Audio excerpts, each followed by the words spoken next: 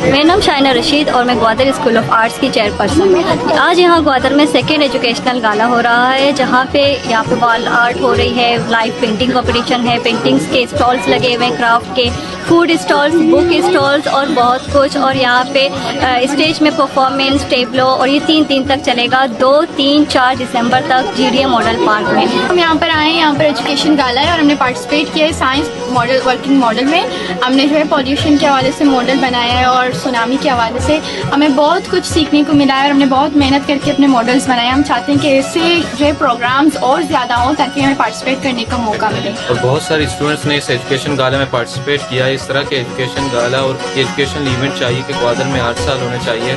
Environment यहाँ का बहुत अच्छा है और हम बहुत ज़्यादा इंजॉय करें। यहाँ पर एजुकेशन गाला 2024 के अंदर हमको मौका मिला है कि हम अपना साइंसी प्रोजेक्ट यहाँ पर पेश करें और हमने वाटर फिल्ट्रेशन एंड रॉकेट या मिसाइल का प्रोजेक्ट बनाया है। हाँ, एजुकेशन के लिहाज से ऐसे तैयार किया है, तो ऐसे और प्रोग्राम होते हैं। आज हम आए हैं ग्वादर एजुकेशन गाला में, तो यहाँ आके हमने देखा कि बहुत अच्छे अच्छे स्टॉल्स लगे हैं, प्रोजेक्ट्स हैं।